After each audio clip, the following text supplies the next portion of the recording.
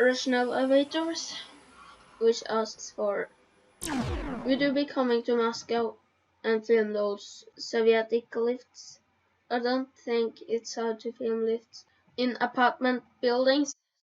This really takes me back to the question about going to Singapore, although you're a bit nearer to me than that.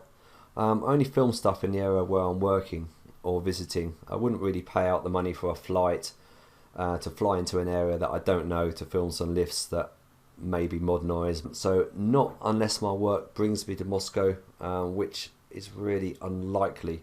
And the next question comes from Sam Sider. What inspired you to film lifts/elevators? 1996, there was this office block. We had an alarm which we had to install on one of the floors.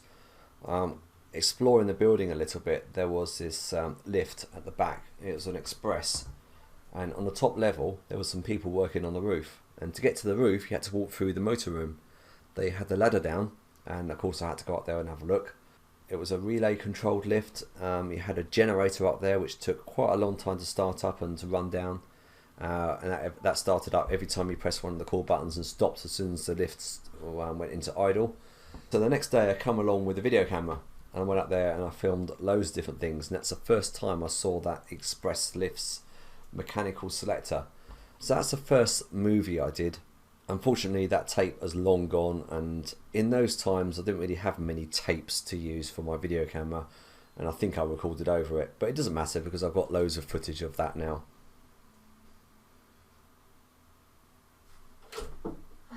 Hi Chay. Hi. I'm up to question 72. Nice. Okay. I'll do mine after. Then. Okay, deal. You can close the door as well if you like. It's hot in there. Is it? Sorry about that. Filming back in those days, why am I filming a lift? There wasn't a purpose. There wasn't YouTube around, there was nowhere to upload it to, and there was no one to really show. I remember once I accidentally played this footage to my brother of this lift, and he must have thought I was a right geek, and I was quite embarrassed playing him footage, and I was trying to show him, this is the selector, this is what this does, and I could tell that his eyes were rolling.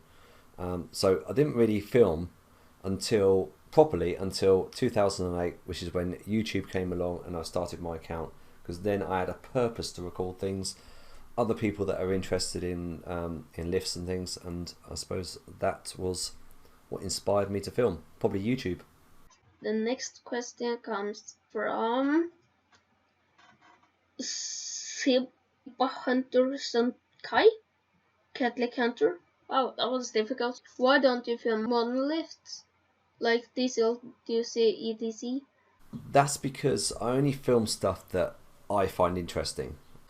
It takes some energy and a passion, some interest to film some lifts and then go in there and go, oh look at this is really brilliant, and oh check this out. I just can't do it, If the lift's just a generic, or if it's one that you can find in your town centre, I don't really have any interest to film it. I'll just get bored immediately. Modern day lifts to me is just getting from A to B. I have no real interest in them. I'm also very particular about what goes on my channel, so that people know the sort of things that I film, so that if someone sees a movie uploaded to my channel, then they go to it straight away, because I know it's something which I've picked out which is unusual or different from modern day lifts. I would film a modern day lift is probably if I got stuck in it, but if you guys ever wanted to see like an eco disc, then you just need to go into the town and film it.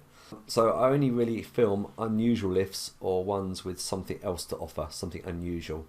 And I guess this is for Chay. Do you have mods in your Minecraft game?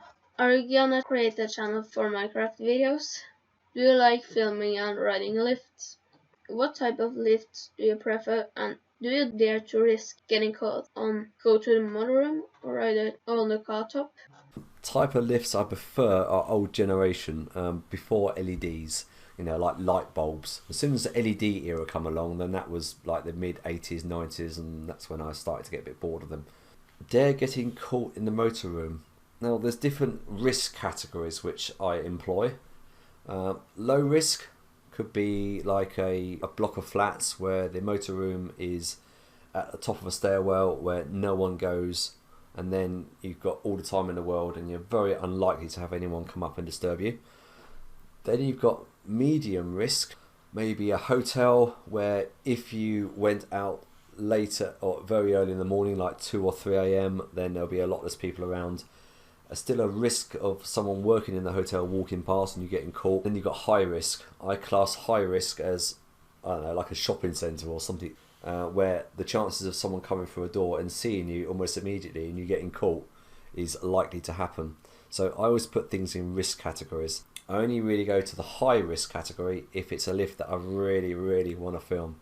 And there is one that I've got in mind as I think about it now that I would really want to go and film, which is a high risk. You just got to weigh it up. If it's a lift that you're not particularly interested in and it's a high risk, I just wouldn't film it. If it's a low risk situation, then I'll just go for it. Another thing is lift motorrooms are dangerous places. I would only go into one, especially start touching things if you know what you're doing. So that's the health and safety talk over. The closest I've come to getting caught, well, I've never really come close to getting caught. I mean, that informative lift video that I did, that was done at 6:30 a.m. I got up really, really early, so when I arrived at the place, there was no one around. Most people were asleep, so it decreases the risk. This one, however, is in the medium to high risk category.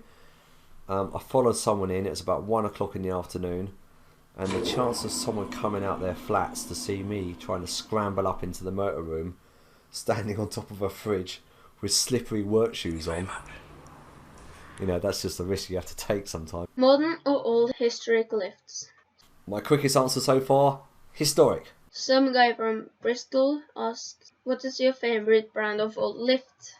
This one I've answered already. Quick answer is, brand of old lift is Otis. The least one, I think no one's asked me that yet. The least interesting lift is probably Bennie. I just don't like the way they have their controllers just full of relays. I've still yet to go through that that special relay which they use for the floor selector. There's not really a lot to look at in a Bennie motorroom. The relays are all those ice cube relays, so you can't see them moving unless you look closely. So I think that will be my worst one of the old generation. A question from the FMR radio. Do you think all of you will do a video together? That would be cool. Probably not. Covered a little bit of this already. Me and Harry did quite a lot of videos that went on his other channel, which made a mishap and it went away. I'm quite independent when I film. If I'm doing a video, then I need to think about what I'm filming. If there's someone else around, then I can't really think properly, and I end up not filming something and then have to go back and refilm it. Also, I'm quite fussy. I spend a lot of time refilming the same thing over and over again, just so I've got plenty of footage, so when I get back I know that I've got everything that I need and I don't have to go back and refilm anything. If the video's got other people in it as well, then you sort of like go towards people's characters type of video, and my whole point of filming is for the lift itself.